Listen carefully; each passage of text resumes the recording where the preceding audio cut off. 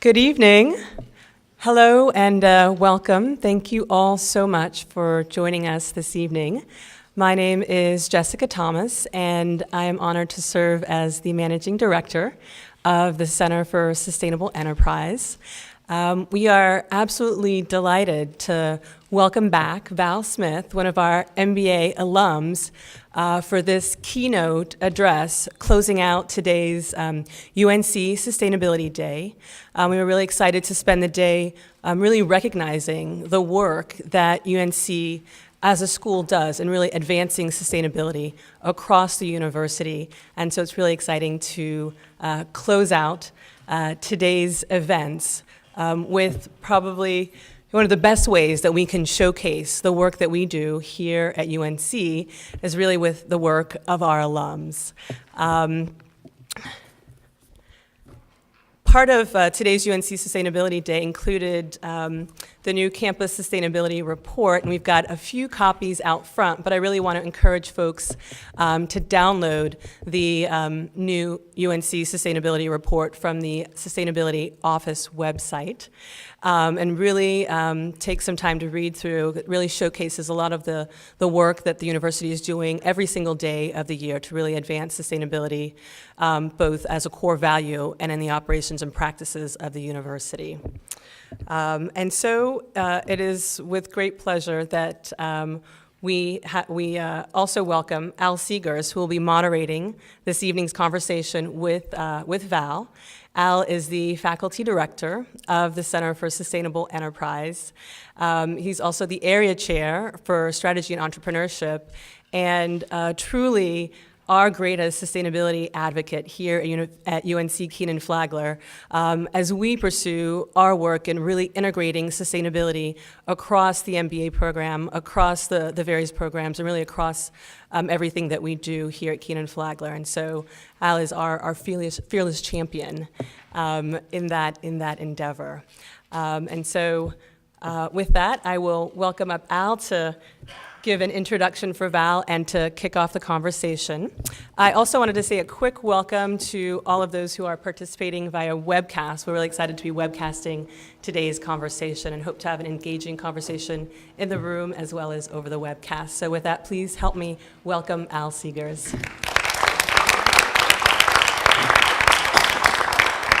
Thanks, everybody. I do love sustainability.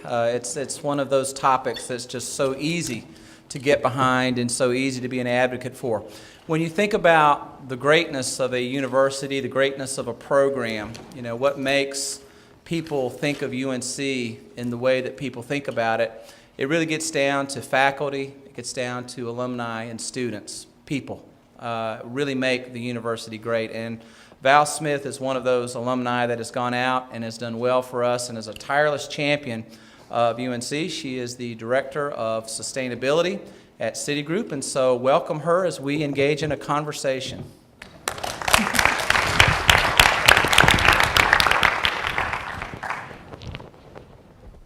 Hi. It sounds like the microphone is working. Are they working? Can everybody hear okay? All right, good. Well, then we're on our way. One of the things that we were talking about earlier was the financial crisis and sort of the change in business before the crisis and after the crisis. And we had a really good conversation about your view of that because you're someone who entered the business world in the financial services sector.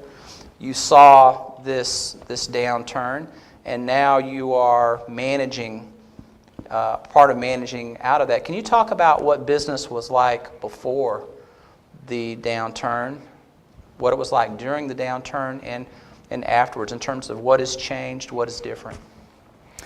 Sure. So you know that when you work for a bank and the first question out of the gate is on the financial crisis, it is not going to be a softball evening, so I will do my best. I started at Citi in 2004 and have always worked in this function, corporate sustainability, covering environmental and human rights issues at the corporate level across our different lines of business. And what I was telling Al earlier today when we got together is that to some extent, we've had to do a rebuilding because not because any of the sustainability programs were cut.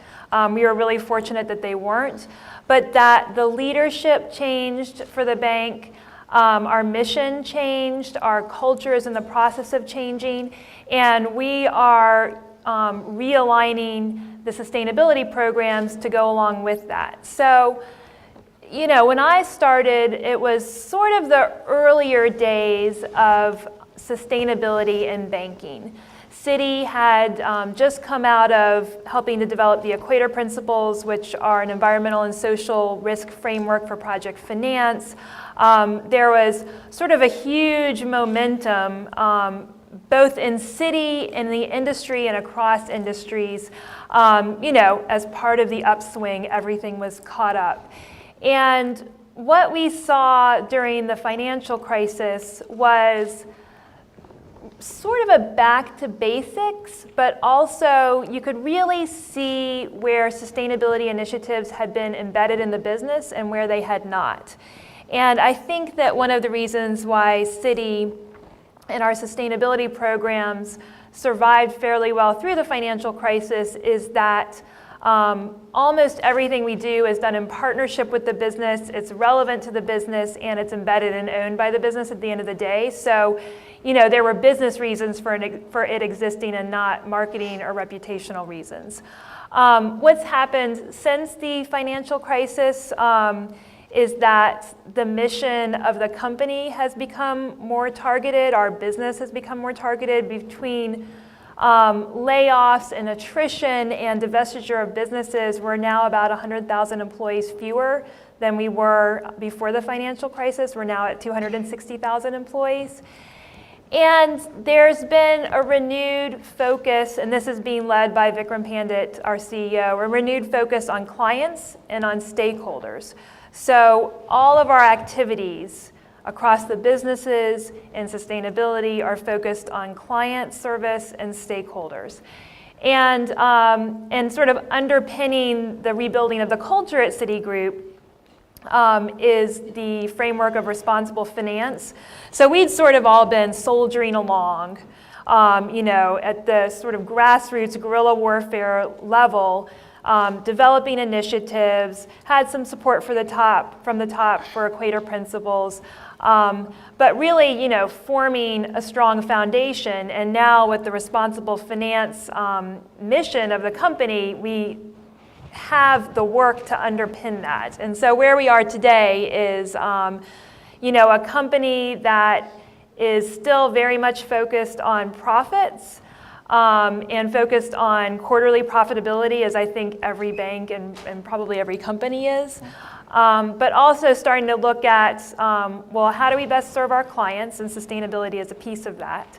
And how do we best direct the culture of the organization going forward, and sustainability through responsible finance is a piece of that. That's terrific. And one of the things you mentioned is that sustainability is part of bringing value to the customer and sort of part of that whole equation. Can you talk about how sustainability is woven into the corporate objectives of Citi, or how it helps to further those objectives? So when I'm thinking about the corporate objectives, I would think about sustainability in terms of efficiencies and in terms of client value. In our sustainability program on the environmental side, crosses three different areas. It crosses operations, it crosses environmental and social risk related to client transactions, and it crosses the business opportunity. So three pillars. And on the operational side, efficiency has always been a big piece of that, and that's where really Citi's sustainability program started with, let's get our own house in order. And it's important both because efficiency became very important during the financial crisis, and it's also important because as we're going out and talking with our clients, either about how to manage risk or about how to better develop business opportunities in the environmental space, it's important that we're speaking from a position of credibility, that we have experience in trying to do some of the hard work ourselves. So that's the reason for the focus on the operational part, on the direct impacts of the bank. And we have 12,500 facilities in over 100 countries. So our energy use and water use and waste generation is significant, but some of the areas where we get more focus externally on our sustainability program is on the risk side, how our clients and our client transactions are managing environmental and social risk, and how successful we are at developing environmental business opportunities. Primarily, the marquee transactions tend to be in the clean energy space. And I would say the focus of the firm on clients first, second, and last, clients and stakeholders is very much aligned with, I think, the direction that our sustainability program is going, which is how do we add value to clients in really challenging transactions. One of the interesting things about many corporate initiatives in sustainability, if you follow companies, is that some companies are very successful in sustainability initiatives, perhaps in supply chain, and less successful in others, perhaps in community development or developing marketplaces. When you think about Citi's initiatives, the things that you guys do in sustainability, what are some things that you would hold out as successes, things that the company does very well in sustainability, and what are some things that perhaps have been a little more elusive or difficult to implement at Citi? This is the strengths and weaknesses question. It is, opportunities and threats. You Right. So there are two things that we have a track record of doing very well in this area. We have a very good track record on managing environmental and social risk. We were one of the first banks to have a unit focused on that. We helped to develop the Equator Principles, which are just for project finance, but they really changed the way that the entire financial industry looks at and evaluates environmental and social risks associated with client transactions writ large. And we continue to lead on that externally. We're currently the chair of the Equator Principles Association, which now includes 72 banks around the world, including in developing markets, which is really important for our business because we don't want to lose deals because of, because we're managing environmental and social risk in a different way from our competitor down the street. So we're always looking to create that common playing field. But I think in addition to that, we're starting to see opportunities to really add client value earlier on. There's lots of research out there about project delays, and you can read the paper almost every day and see, evidence of another project delay, and a lot of it is attributed to community and stakeholder concerns. So we believe that if you are proactive in managing some of those risks, and I think transparency, disclosure, and engagement are really critical to managing those risks.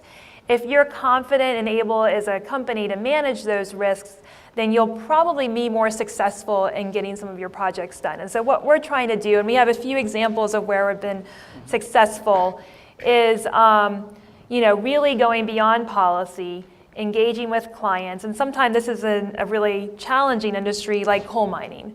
How do you make coal mining sustainable? Well, it turns out that there's a lot of room for best practice even within a challenging industry. And so we're focusing a lot of attention and thought to how do we add to the client equation through helping them to best manage these risks. And I think we have one of the best shops in the industry for doing that. And that's the stuff that doesn't make the headlines. The stuff that does make the headlines that I also think we probably are one of the best at is the really large-scale mega transactions in the alternative energy space. Citi has certainly financed all of the largest renewable energy deals in the United States, if not in the world. And the most recent one was a solar installation in California called Desert Sunlight that we closed in September. That was the largest solar financing ever. It's about a 550 megawatt project. And the interesting thing about that one, I spoke to a class earlier today, and I see a few of you here, and what I said is there's no free lunch. I mean, even with a renewable energy project, when you start to talk about the scale that's required to meet energy needs, this particular project happened to be an endangered desert tortoise habitat. And so there was intense scrutiny of it. It was labeled a Category A under Equator Principles, which is the highest risk transaction. And some changes were made to the project. Some habitat was set aside, and ultimately all of the agencies, all of the environmental stakeholders were satisfied, and it moved forward. And is going to be sort of a transaction that we look to replicate again and again in terms of the structuring over time. So those are some of the things we're really good at. Right. I'd say the stuff we're not good at, we're really terrible at communicating internally about this stuff. And there's maybe, I think if we were honest with ourselves, there's a little bit of arrogance there that we're so busy doing all of this work. We don't have time to stop and talk to our own employees about it. And that's complicated by the fact that we have 260,000 employees in over 100 countries, and we're not even sure how to wrap our arms around that. So, one of the challenges that we've had is that we don't yet know how to communicate with employees effectively about this. We're starting some different initiatives to try to figure out a way toward that. But, it gets into interesting sort of broader employee motivation and talent retention and employee engagement issues that are important to a lot of different aspects of the business, regardless of whether or not you care about a bank's operational footprint. So that's one thing that we are working hard on, and I'd say we still have some progress we could make in terms of marketing our activities externally as well. Is that the most challenging part of your job, do you think, to try to communicate a vision of sustainability, to try to build an identity for it? It is a very challenging part of the job.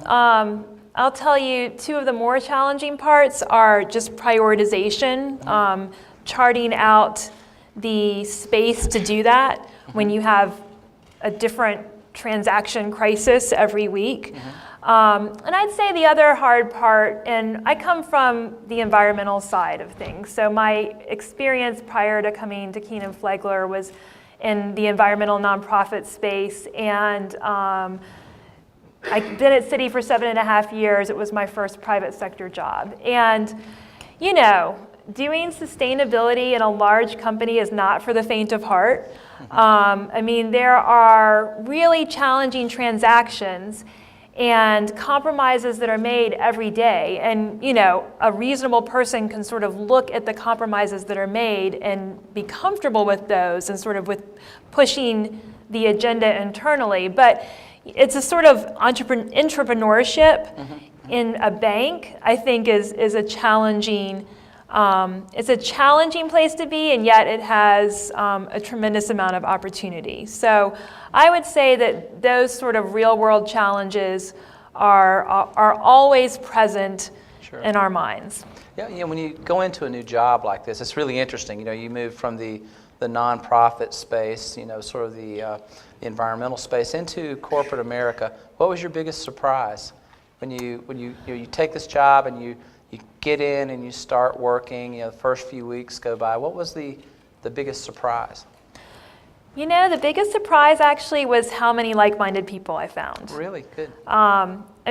First of all, coming to business school helped with that culture shock and transition. So, and Kenan-Flagler was also unique in that there were a lot of like-minded people here as well, but there were, everybody's focused on the broader message as well, about business and the role of the private sector and finance and marketing and whatever. Right. So I think that a lot of that culture shock that people would expect had actually already been dealt with.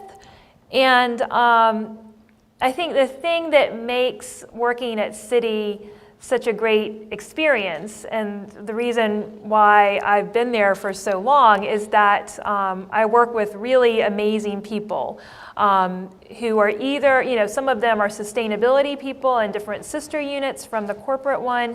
Some of them are, sort of the surprising banker who gets it and who helps you think about ways to engage with clients on it. So to me, that's been the most surprising part, is the amount of thoughtfulness that I see internally on some of these issues. That's terrific. Well, I'm going to tell the audience I'm going to ask one more really tough question of Val, and then I'm going to open it up for your questions, okay? So be thinking of what you might like to ask. But here we go, the question of the night.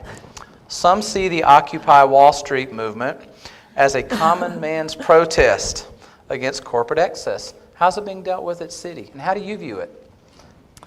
Well, I understand a lot happened with that today in New York, but I haven't been able to read the headlines since this morning.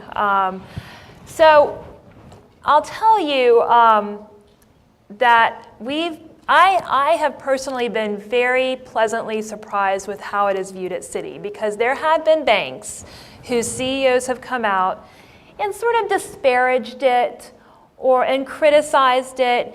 And I understand, everybody understands where they're coming from, and it's been a challenge for our mayor, and it's been a challenge for the residents locally, and it's been a challenge for business. Vikram Pandit, our CEO, was asked about this in an interview with Fortune last month, and he said that he actually understands their perspective. This discussion seems to be about income inequality and economic opportunity, and that is something that Citi and, our fellow members of the private sector are committed to, is creating economic development. And then a follow-up question from Fortune was, would you be willing to talk with these people? And Vikram said, well, sure, I would be willing to talk. Well, it wasn't 24 hours that Gawker had posted his personal cell phone number on their website. And there was a little bit of a flurry about, what do we do when they actually call? I think the interesting thing has been that there are many instances where, given that opportunity, we would have immediately had stakeholders calling to arrange meetings, and I'm not sure that the Occupy movement has a strong enough leader to organize itself to that. But, in general, it's no surprise to any of us that we need more job creation, we need more opportunities, income disparity is at alarming heights. And the financial crisis brought us all down, and banks played a role in that. So I think it's perfectly understandable that they would target Wall Street. And I think that there needs to be more engagement on this issue rather than less. And the fact that they've brought this dialogue to the United States is really important. And I hope that we can sort of continue that openness of engagement, because I think the lack of engagement has gotten us into some problems that we need to get out of. Yeah, it seems like a movement that's spreading into other sectors. I had a few students unhappy with their grades for my last class. Now there's an Occupy Seeger's Office movement going on, and I've quashed it for now. But let me ask you this kind of as a follow-on, and sort of removing yourself from the role at Citi and things like that. And I'll remove myself from the role of being the Director of Sustainable Enterprise and a faculty member here. What gets me, you wonder, is there something behind it? Is there a real problem in corporate America and in government that leads to this? And however quirky the protesters might be, there are people that are standing up and questioning the wisdom of business and the direction of business. And it makes me, is there something there? I mean, it causes me sometimes to question, as I drive into work every day, did we as educators not see this, or is there something there? And I still don't know that I've come down on either side of that, but I wonder, how do you feel about it? So I'm taking off my Citi hat. It's just, this is Val talking to Al. Yeah. I think I'm gonna play both sides here. Okay. It's important to remember that companies are comprised of individuals. Mm-hmm. So I think when you think about the corporate response to this, remember that there are individuals behind this who are all sort of focused on goals that I think everybody would agree with. Right. However, it's clear that corporations have gained an incredible amount of power, and it seems to be continuing to increase. And it's been in a relatively short time frame, right? In 20 years, That's right. maybe. Yeah. So I also think it's pretty clear that a lack of regulation or the lack of the right kind of regulation probably has led to some of the challenges that we have today. So, you know, do I think that there's some credibility behind their message? I mean, I think that I, as an individual, probably sit with the vast majority of Americans who agrees that there's, you know, it's a message that needs to be heard, it's provoking a dialogue that needs to be had. I hope the dialogue continues. It's not clear to me how the movement's going to transform, A, now that they're getting kicked out of parks, and B, now that it's getting to be wintertime. Right. Right. But yeah, I think if you go and talk to individuals behind these corporate behemoths, they tend to reflect, you know, the general public in terms of attitudes, and I think that the attitude of people at Citi would generally be, yeah, I think that their message holds water, and it's not clear what needs to be done about it, but it probably starts with fundamental changes on a lot of different levels. Does that sort of give us a insight into sort of a different type of financial services institution, you know, post-financial crisis? I mean, are you starting to see that? Is it like a reset, or is it just changing certain things? In terms of the industry as a whole, Yeah. it's not clear to me how much has changed. Okay. I think it's probably too soon to say. I think some of the changes that will be brought about by policy changes are still nascent. So in terms of the industry as a whole, I don't know how much has changed. I mean, I can definitely say that Citi has changed, and it's changed both culturally and it's changed fundamentally. I mean, it's changed in terms of the size of the firm being slimmed down quite a bit, and it's changed in terms of what we do business in being much more focused. I mean, we divested a lot of businesses that weren't core to our strategy going forward, and you know, are now focused on clients in the consumer banking and corporate and investment banking areas. And over half of our business is outside of the United States now, and there's a strong focus on cities and emerging markets. So I feel like for Citi, and we do have completely new leadership, and generally that new leadership is getting high marks for its intent and certainly for the return to profitability. So I think, you know, we have a lot of hope that under the new leadership, Citi will reemerge as sort of the best of the best in the sector. Oh, very good, very good. I want to make sure that our guests on the web know that we know you're there, so submit your questions, and when we get a question from the web, I'll certainly look up there and take that. But right now, questions from the audience for Val. We'll take some time to have some questions from the audience. Yes, ma'am. I'm curious to hear where you and your shop fit in the organization and what you feel that says about how you're valued and how your voice is heard. Okay, so how Val's shop fits into the larger Citigroup organization and how they get their message out or how they're heard. Okay. Super, great question. Okay. So this has changed somewhat since the restructuring of the company. And where we sit is a little bit unique. So if you were to look at I'll tell you the org chart story, and then I'll tell you sort of the history behind the org chart story. So on the org chart, we report to a person who is both the head of citizenship for Citi and the head of Citi Foundation. She reports to a vice chairman who sort of covers all things public affairs oriented. And then that person reports to the CEO, who reports to the CEO. So the reason behind where we sit is that we report to a woman who's been at Citi for over 40 years, who sort of started out, she was hired by Citibank to look at global issues,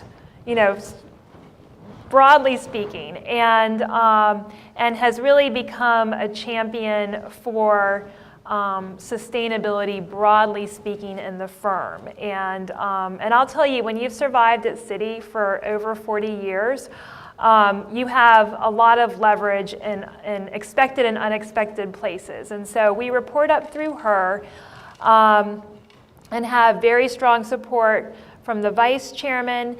And, in the senior leadership level, which is all new, we've been certainly informing them of the programs, and these issues come up during our annual meeting. So it's no surprise to anybody that Citi has a close intersection with environmental issues.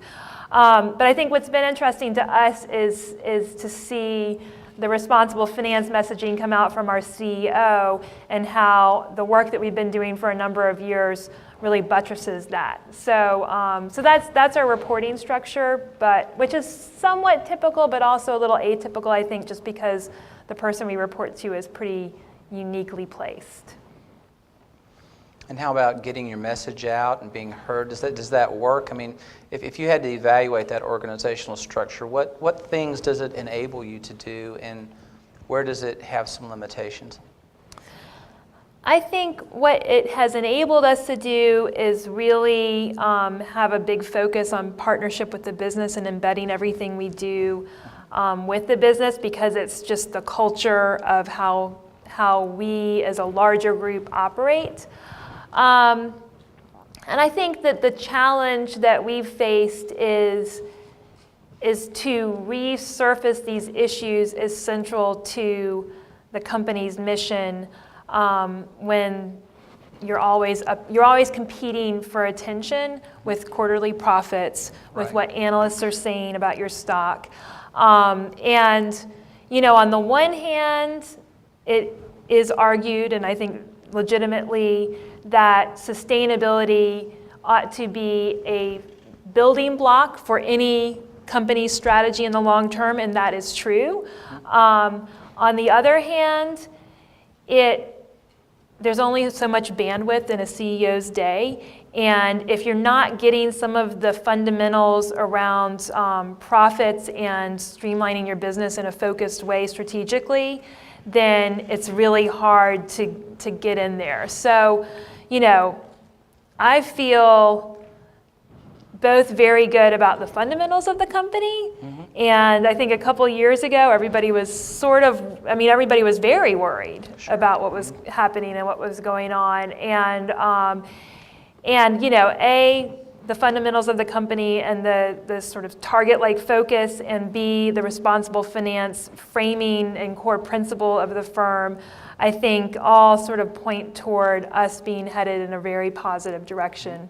Was the media a little unfair during that time, do you think? I mean, just it's an opinion, media can carry us, to places that are scarier than they need to be, or maybe not as scary as they need to be. What do you think about that, the media coverage of it, and sort of the financial services industry? Maybe it was unfair. It certainly was understandable. I mean, look, it's easy to pinpoint a few individuals and hold them up as the cause of all problems. I think that the reality is that these problems were collectively caused, and Citi, definitely takes responsibility for misjudgments that were made, for problems that we had, a relationship to. So I don't know if banks were unfairly targeted, but surely they shouldn't have been the only ones targeted. Right.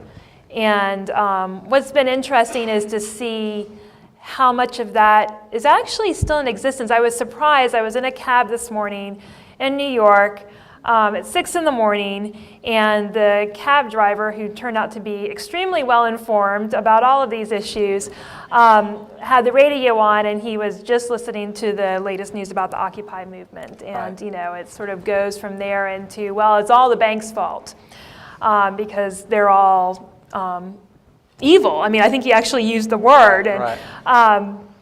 And, so I, in a moment of weakness, admitted where I worked and sort of tried to draw it back to, the focus on individuals and the focus on what's going right. But yeah, I mean, the media has alternatively held up Citi as the best and the worst, and we tend to be a great icon for the entire industry because of the strength of our brand, and we're getting ready to celebrate our 200th anniversary in 2012. So, right or wrong, I think that Citi and the industry, deserves some of what it got in the media, but the media tells a piece of the truth and probably not the full picture. Well, you shouldn't worry. When I get into cabs in New York, professors are the problem with the economy. It's all of us. It's all of us. Whoever's in the cab, you're the problem. Yes, ma'am. I'm going to use the microphone because Okay, I'm not please, as vocal or loud. Thank you again for coming today. We all really appreciate it. I was just thinking, I'm very interested in buildings and how much energy they use, and they sometimes go unnoticed. And you mentioned that there are over 12,000 offices. I understand that those are often parts of larger buildings, and that probably, I would imagine, the majority is leased as opposed to owned for Citi. But I was wondering, it made me start thinking about how you and how Citi approaches that in terms of looking at your footprint there, and then also how the people there, if they have any chance to contact you or have some form of channel to say, hey, I've noticed that we're leaving the lights on 24 hours a day for no reason or anything. Is there feedback where you can kind of monitor? I mean, it's a worldwide organization, and just wanted to hear your thoughts on that. So on our building side, there are really two different ways that we've approached the greenness of our buildings. And one is, the first was just to start measuring everything. And this was really in the early 2000s and was driven in part just by the fact that we had just started reporting through a citizenship report, and we needed some data to report in it. And so we started measuring our energy use, our water use, our waste, and then we set targets to reduce those. And I'll say those targets are hard won. It is hard to continually reduce your energy. And we made it harder on ourselves by setting goals to reduce against our 2005 baseline. And then our everything peaked in 2007, so we were already working backwards. But so we've set goals to reduce energy use, greenhouse gas emissions, waste, water usage by 2015. And that's a piece of the program, and then there's the green building side of the program. And we've definitely had some major successes on the green building side, and we have our marquee projects that tend to not be the kind of thing that we can write articles or get lots of press attention on. Probably our most famous green building is our Frankfurt data center. It was the first LEED Platinum data center in the world. And data centers for a bank are like our factory floor. They're responsible for about 25% of all of our energy use. And so in terms of just being an efficient organization, when we look at how do we reduce our impacts, we look first at data centers. But a data center, you can't really do lots of media tours of it. You can't even disclose the location because they're housing important information and confidential information, and they're fundamental to business integrity. So, I talked about our challenge being communication. We have competitors who have these beautiful headquarters buildings that are certified LEED, and it's great because it is a symbol. But the approach we've taken is A, to focus our green building on the places where we use the most energy, and B, to focus green building programs on where we can get real volume. Everything that Citi does is focused on efficiency and replication across our global portfolio. So, we were the first company in the world to reach 100 LEED certified retail locations. Those are some of our branches around the United States. And we did it through sort of a first of its kind volume program where we had a lot of similar buildings certified at the same time. So, that's really how we've approached our direct impacts is looking for volume and replicability.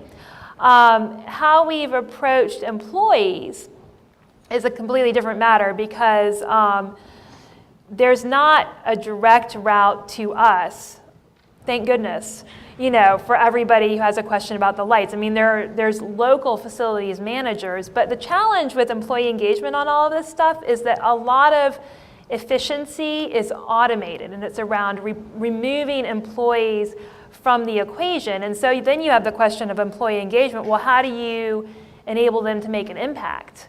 So there's real challenges there, but the way that the model that we're trying to replicate is local green teams where there's sort of a direct focus on impacts, and those could be waste in your cafeterias. It could be the types of offerings you have in your vending machine. It could be what you have in your pantry. It's sort of still stuff you can touch and feel, but stuff that is decisions that are made on a facility by facility basis. And green teams are also very interested in community engagement, getting out into the communities and doing environmental volunteer work and bringing speakers back into the company to sort of do general education and awareness. And so that's how we have decided to engage employees, is by helping to support the local green teams. So, a grassroots movement of employees. And, we actually do an annual employee survey on green issues now, and the response is really amazing. And remember, this is a bank. So you're already dealing with what I would have thought is a more challenging audience. But the first year we did this survey and we sort of put it out there tentatively, we got about 3,800 responses. And then last year we did the survey and we put it out a little bit more and we got over 9,000 responses, people who took the time to do a 15-minute survey. And then within those responses, about 96% of employees said that environmental issues are very important to them personally, and 94% believe that Citi has a responsibility to act on environmental issues. So, I feel like with employees, there's this, and I think this is across industries, there's a real opportunity waiting to be tapped here. That's great. Do we have any questions from the web? Let's go into the digital world. Well, you sort of answered part of this question, but what else are you doing as far as employee engagement is involved? Different strategies that you employ? So remembering that this is the area that I said was our biggest challenge. But I will tell you what we have built and what we're working to strengthen. We have an annual Earth Week at Citi, which is organized around the Earth Week in the United States, and also organized around the releases of our citizenship report and our annual report and our annual meeting. So it's in April every year. And that is both an opportunity to engage senior leadership on these issues and an opportunity to communicate to employees about what we're doing and offer them opportunities to get involved. So we do the employee survey during that time as well, and through the employee survey have really started to develop the Green Teams platform, because about half of the people responding to the survey want to be involved in a green team. So, The challenge with Citi is that it is large and decentralized, and so you have to have a bottom-up approach to build a lot of these things. And with employee engagement, it's particularly true because the issues in one particular city and one particular country may be very different, and they resonate in different ways. But I'll tell you what's interesting is we're starting to see, at the country level, a tremendous amount of activity on this, and it's partly driven by regulation. In Brazil, it's sustainability all the time for every company, I think, doing business there. Colombia, we have some sort of new programs being driven by the government, and there are hot spots of activity like that happening at the local level and happening sort of organically. So we do develop initiatives and programs to help support employee engagement, but I think as important is, being there to help lift up the initiatives that are developing on the ground. Questions? Yes, sir. Thanks. Can you talk a little bit more about the Equator principles and how pervasive they are at Citi and how they affect decision-making? And how they affect city lending? Is that the decision making? So we'd like to discuss the Equator principles and how they affect decision making. Okay, great. Just repeating it for our web audience. So the Equator principles are an actually fairly narrowly defined set of principles whose impact has been felt well beyond their scope. The Equator principles are a set of environmental and social guidelines for project finance transactions. They are based on the International Finance Corporation's performance standards, so they're part of the World Bank standards. And when they first were started, it was really a direct response to some large project financings that did have risks, and there were concerns about community impacts and also about community engagement. And so that started as a project finance oriented thing with a handful of banks participating. And as I mentioned, it's now 72 banks and spans industry sectors and certainly spans geographies. So how it affects decision making is in two ways. There still are project finance transactions that happen every year that are evaluated against the Equator principles, and we're very serious about the implementation of those policies. Then it's very clear how the policy needs to be implemented, what's required of the client, and those requirements are covenanted into their loan documents. So, there are lots of nuances in that implementation and in the engagement with the client, but it's a pretty standard set of at least policy prescriptions. And then we've taken policies beyond the Equator principles in a few different ways. We first expanded Equator to cover all the kinds of transactions that look and feel like project finance, even if they're not technically project finance. So if we know that a loan is going to finance one asset or a handful of assets, we know the use of proceeds for that financing. That is also that financing needs to fall under what we call our environmental and social risk management policy, which is like Equator, but for these other types of transactions. And we, under that broader policy, evaluated about 570 transactions last year in 2010. And so it goes beyond that because we have started to develop sector-specific policies for some of the key issues that are presenting risks to our clients and to us from a reputational standpoint. And those range from the carbon principles, which we developed in 2007 for U.S. coal-fired power, a special MTR coal mining diligence process that focused on engaging with the client sector that banks hadn't really been engaging with on these issues before, and a few other sector policies, and we're always in deep, intense discussions, not all of them are easy, about emerging issues and whether or not we need a specific policy to cover that issue. But I think that as important as the policies are, it's equally important the kind of sort of capacity that they have created both internally and with our clients. And I think that some of the most interesting client engagements on environmental and social risk have actually gone beyond policy, where there was sort of a unique risk and also a unique client opportunity to really have some challenging conversations and recommend ways forward and best practice. We had a transaction in the mining sector last year where we were able to accomplish that, and the company is looking at developing a sustainability strategy and reporting and doing community engagement and things that weren't happening before.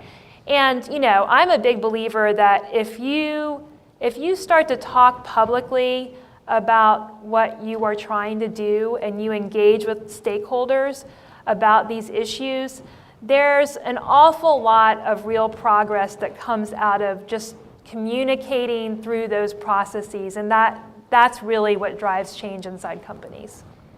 Very good. Other questions? Yes, ma'am. From your perspective, to what extent do environmental regulations limit economic development and become a showstopper for the kind of transactions that Citi conducts?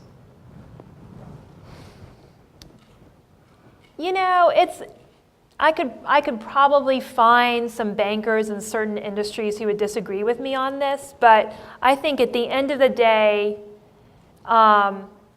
it is whether or not there's a regulation involved, management of these issues earlier on in project processes is really what determines how quickly a project moves forward. So, there are instances where in a sort of above the regulatory environment, clients who manage community concerns and environmental concerns are more effective at getting their project ushered through the process, the quite intense process it takes, both in this country and in other countries.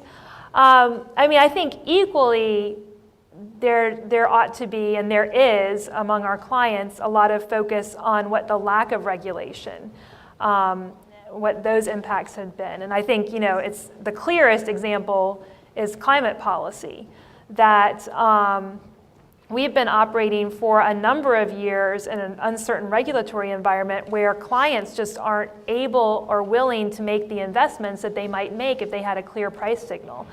It all, as hard as regulation can be, I think that companies, like people, respond really well to price signals and market signals. And I think the challenge we've had with putting an appropriate price on carbon, and now there's the whole question around water and all of these natural capital questions that need to be priced and taken into account. And the faster we can get reliable price signals on those things, I think the more we'll see expansion across industries. So we view regulation as much as a facilitator as an inhibitor. My colleague and I are with the Environmental Protection Agency, so we're just very curious about your take. It's a tough room. Yes, sir. Thank you for your patience. So I am interested in the clean energy space, but one of the things that I feel like is that banks use the clean energy space as sort of a public relations tool as much as a profitability tool, and at the same time there's a symmetry with funding coal, like we talked about. And so I was wondering what transformations are necessary for these corporations to promote sort of a unified front toward sustainability as opposed to funding clean energy and funding dirty energy at the same time. You know what I think the key transformation that's required is a regulatory transformation.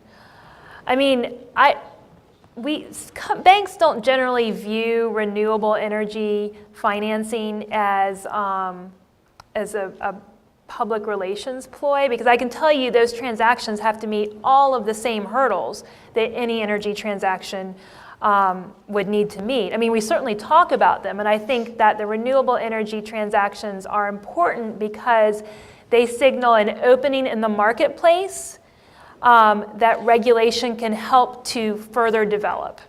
Now, I'll be the first to admit that banks are, in their very nature, lagging industries. We finance the global economy, we finance what the markets provide, and we don't want to get too far ahead of our clients. I think we can push clients toward best practices, and we can certainly develop as many of the quote-unquote sustainable opportunities as the market provides, and we're all vying for those deals. But the interesting space in sustainability is also the fact that, if you just sort of look at the energy sector, the vast majority of our energy economy in the United States and globally is from non-renewable resources. There's an awful lot that could be done to make the development of those resources more sustainable. So, we're sort of trying to approach both angles. We have a dedicated alternative energy finance unit staffed by bankers who have been with the firm for a long time and been in the energy industry for a long time.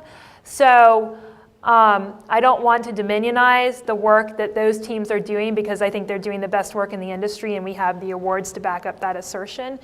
But I wouldn't view a company or a bank as sustainable by what their portfolio looks like, because I think the portfolios are generally somewhat similar and they're representative of the global economy. I would instead say, what kind of conversations are you having with the clients in the traditional sectors? And how are you helping them to manage those risks? And what kind of openings are you creating for the necessary public policy and regulation to happen that does continue this transformation? Do we have any more questions from the web, from the digital world? Nothing? Yes, sir.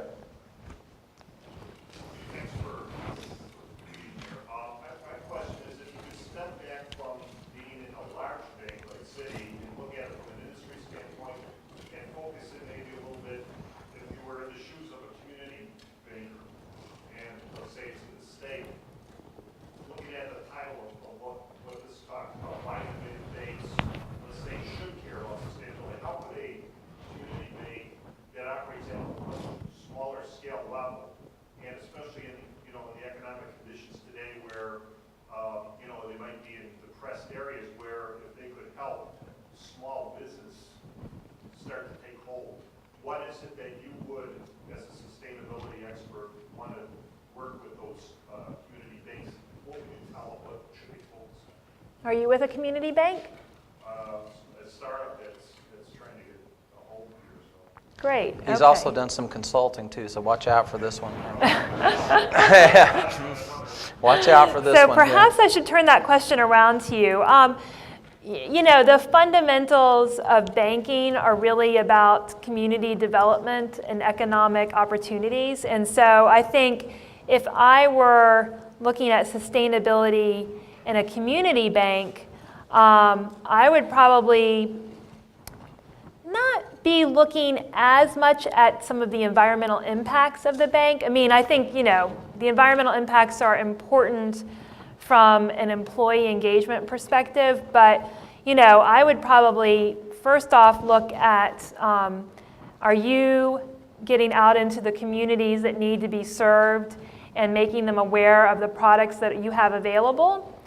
And are you thinking extra hard about how to facilitate small businesses that have either social or environmental benefits? That would be what I would view as the sweet spot for smaller banks. And, it's actually something, I think you would find that the Citibank branches and communities are thinking about those same issues. So when you get away from the corporate level where I'm sitting and you get into the community level, they're all thinking about, okay, if our businesses, if our products need to meet the same hurdles for all kinds of businesses, and yet we know that there's a deep interest in this particular community in green building, for example, and we have a lot of small business owners involved in the green building industry.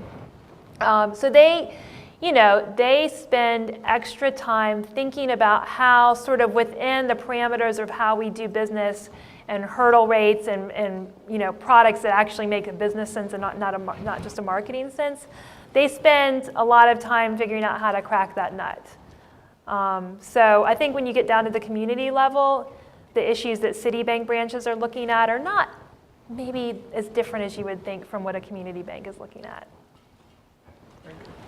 Val, when you think about your career and you think about challenges ahead or how your role in Citi might evolve, what comes to mind? How will your role evolve?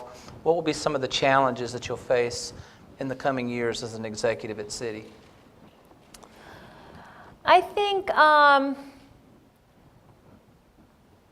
continuing to make this more of a business proposition is a big challenge. And a lot of what Citi and our peers get evaluated on is by external rating agencies and so forth, is stuff that could or could not be window dressing.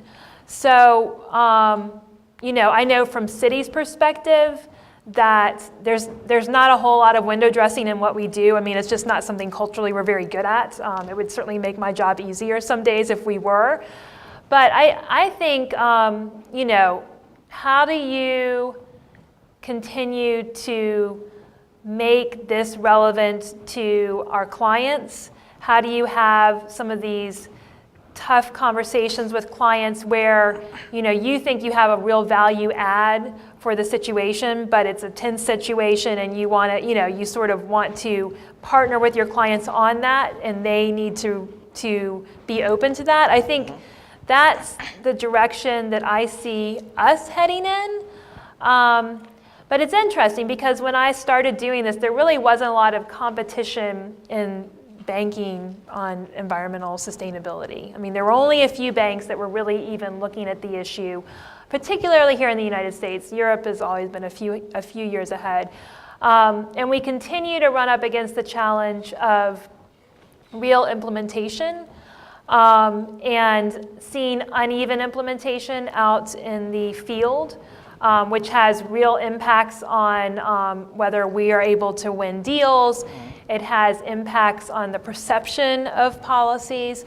So I think the challenge going forward is, and this has always been a focus of ours, but it is going to be even more of a focus going forward, is really integrating this in the business and making it clear that we have a value proposition to offer to our clients. And I think that the challenge with that is that some of the things that are nice to have may not fit within that framework. Well, let's switch gears as we start to come to the end of the interview. You sit in an enviable position. Many people want to get a career going and really want to do what you've accomplished. What career advice would you give a student at Kenan-Flagler in terms of pursuing the kind of job that you've done for many years now, and more importantly, being successful? What are the key things that it takes to be successful in your job? Well, I think the advice I would give, and it is a little bit commonsensical, but I think that you need to think about what you're good at and what you're interested in and find the intersection.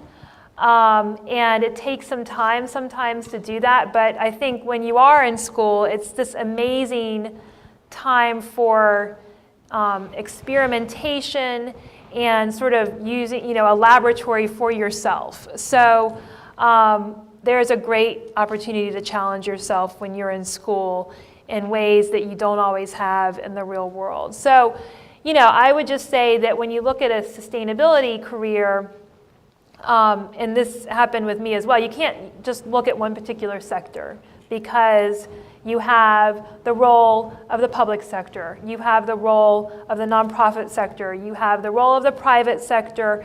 And you have the role of other sectors as well. And so there are a number of different touch points and intersections between all of these things, all working on exactly the same issues from different angles. So I just think that if you happen to be in a position where you're going into this career space, that you need to keep an open mind in terms of what type of job you'll be in, not in terms of what you want to work on, but in terms of what type of sector you're in. And, you know, the corporate sustainability function is, by its definition, a very broad one. So the issues that I work on would range from oil sands and cluster munitions in the same day, which is great. I mean, it also means that I'm probably not as much of an expert in any one of those things. So I think there are some people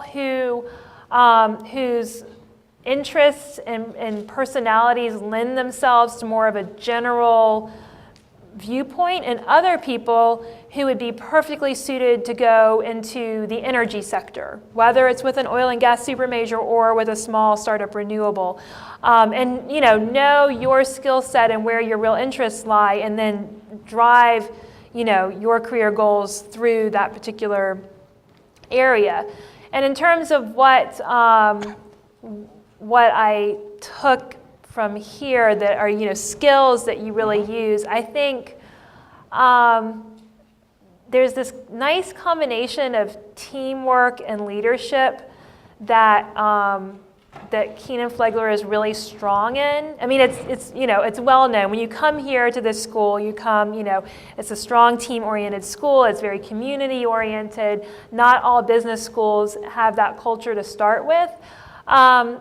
So I would say, you have to have the fundamentals. I mean, for me, it was sort of a fundamental knowledge of environmental sustainability issues, and you have to have that. And if you're going into finance, you need to have those fundamentals. But I think it's, the fundamentals plus this nice combination of being able to lead within a team that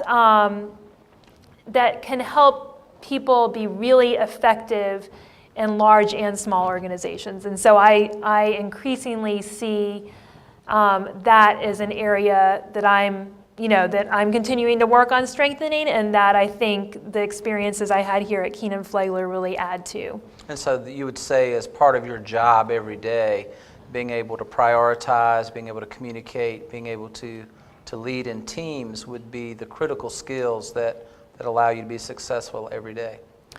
All of those skills, and the skill of listening and then influencing. And I heard you say that these are only skills that you can get at UNC, not at Duke or Virginia or Northwestern or any other place, right? I have it on good authority that those schools disparage teamwork and anything oriented to the community. So no. We need to occupy Duke. That's right. Well, listen, it has been an honor. It's always nice when you come back to see us, and it's always nice to learn of your success. So thank you very much for this conversation. I enjoyed it. It's been great. Thank you, audience, for your participation and for the great questions. Thanks to our audience on the web. Thank you very much. Thank you. We'll have a reception afterwards. Do you want to announce it or me? I just wanted to echo that. Thank you, Val, so much for sharing your time and your expertise with us. And thank you, Al, for your expert moderation. And thank you, everybody, for joining us. I hope you can stay with us to continue the conversation. We've got a reception just outside, so I hope you can join us for that. And absolutely, come on up. Oh, sure, yeah. It's my microphone. I just want to make an announcement, speaking of careers and sustainability, for anyone who's interested. You probably all know, but this Friday we're having the 10th annual Forum for Careers and Sustainability. Everyone's welcome, from undergrads, people in different schools, as well as, of course, the business school and other, any programs. So if you're interested, please check it out. You can come and see me afterwards. I can tell you how to register if you don't already know that. But it's this Friday, and we'd love to have everyone registered by tomorrow so that we can have a good head count for a free lunch. Okay, thanks. Great. Thanks for sharing that, Blakely. And I also wanted to thank Maura Farber, who was our online moderator and our CSE fellow. So thanks for moderating the conversation online and making sure that that community is also engaged. Thanks. All right. Come on. Join us for the reception.